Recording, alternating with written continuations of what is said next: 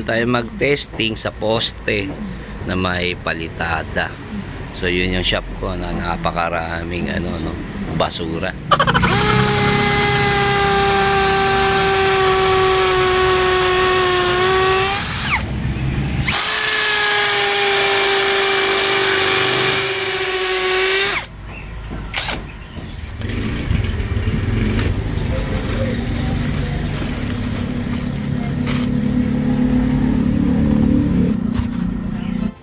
So yan mga paps, muling nagbabalik DJ MBR Everyday DIY. At kung bago ka pa lang sa channel ko, welcome to your nightmare. So, mga paps, cordless electric drill ang kanyang brand. Ayan, Tansu o Tanso, no?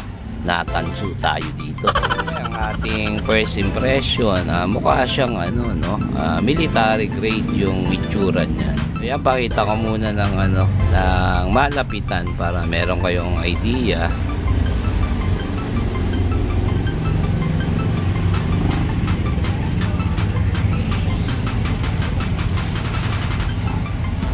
So dito lang yung pinaka plastic, medyo siya, medyo balbon. Paps, ang kagandahan dito, nakaano na siya, brushless motor. So yan, madako naman tayo sa kanyang baterya. So yung baterya niya pang yung ginamit, pang impact range, napakadaling bumili nito. So yan, nakalagay power share, no? Yung baterya 10 baterya sa loob, 18650, magamit ng maximum 21 volts pang impact range. Naman yung kanyang charger. Uy, ang laki ng charger, Hindi totoo yan. Kasi hindi gumagamit ng gantong charger, Ang laki kasi ng space na nagagamit niya. Ang laki-laki kasi. Mas gusto ko pang gamitin itong yung sa pang impact range yan. So ako pag nagcha-charge ng ganito, dito lang ako nagcha-charge. Mapakita ko na rin itong charger niya. So yan, naka-plug na sa outlet. Yun, ayaw sumiksik, no? Virgin pa, medyo masikip. Ayan, charging. Pag puno na yan, syempre magana yan, kukulay green. Padao naman tayo sa kanyang mga freebies. So itong nauna, ayan, meron ka ng libreng torque screw, tsaka Torx na number 5. Ito, tayo. Uy, merong dito lang panalo ka na, merong isang set na mga screw bit. Ayan. So hindi ko na sabihin ko ano yung kasama, kita nyo naman sa camera. Yan, isa sa maganda rito. Ito first time ko lang magkaroon nito, yung pwede mo siyang ibaluktot.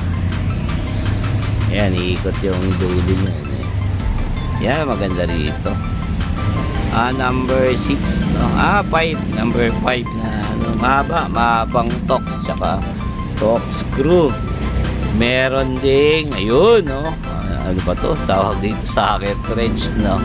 Hindi ko na sabihin yung size, pampahaba pa yan, Siyempre, meron pang extension. Meron ding, yun, talagang panalo to, bola lang pang yan. Flat, tsaka PH2 na Phillips screw. Ano rin to, syempre, screw bit.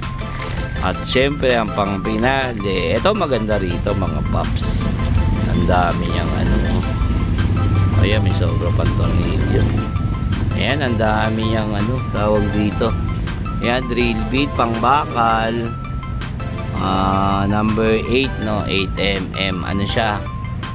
Kita ba? HSS, high speed steel. Ibig sabihin, dito tayo madako, mga paps. Teka lang, meron pa palang so yan na bang number ito? Number 6, pang bakal. Ayan, number 5, pang bakal. Pang maliit, pang bakal. Hindi ko alam size yan, masyadong maliit. Ito pa, pang bakal ulit, no?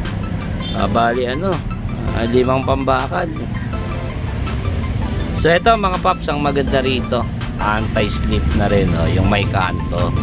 Bali 5 yung kanyang free. Hindi ka na magpapalit-palit ng mga drill bit. Yung uso ngayon na drill bit. Talaga matigas to. Kung mapupunan nyo kanina mga paps, no?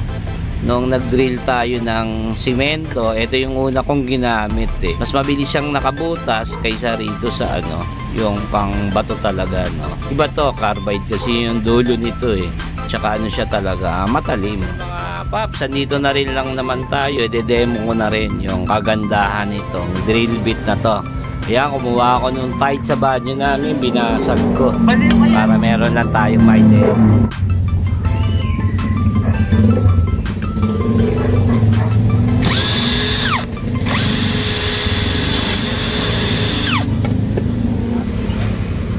So, yung kita nyo naman, ang bilis makabutas ng tiles, no? Ano to, ano? Mabutas.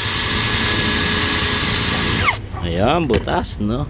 Panalo, talaga eh. So, yan, tulad sa mga impact wrench, meron siyang battery indicator. So, yan, meron siyang LED sa harap. Meron siyang gear selector. Ayan, naka number 1.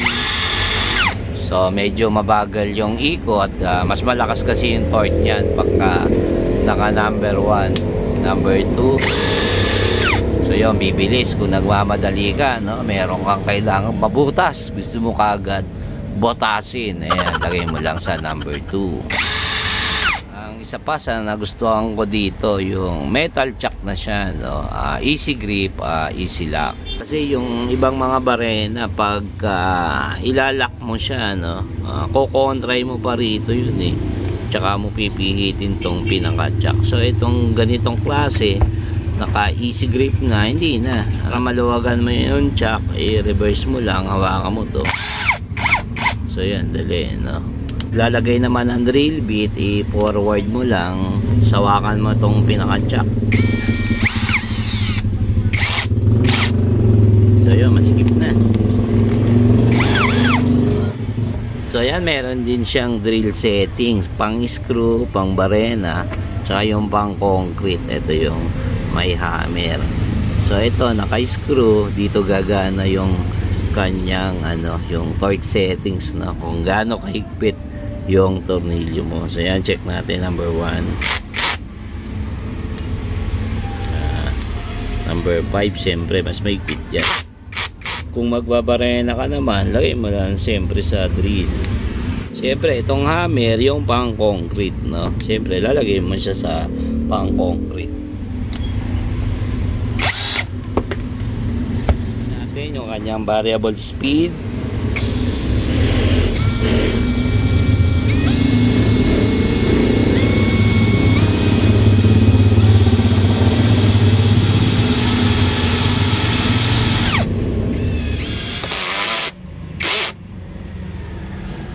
Pop, siyempre hindi kompleto ang ating review kung hindi natin kakatayin to. Ang unang pagkatay, itong baterya.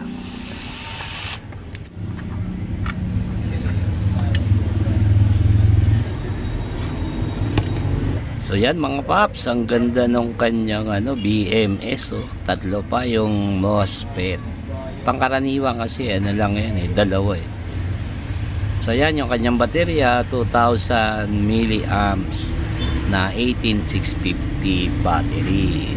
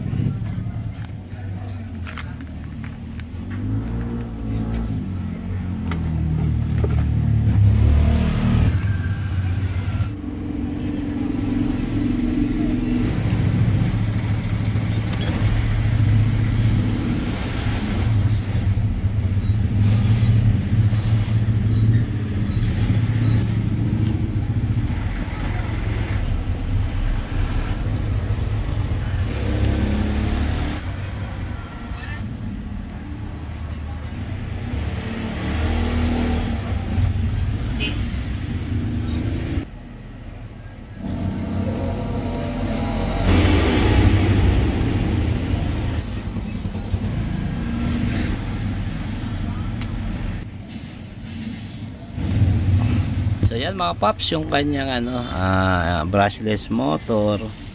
Ito yung sa mga impact wrench. So medyo maliit lang, no? Medyo maliit to.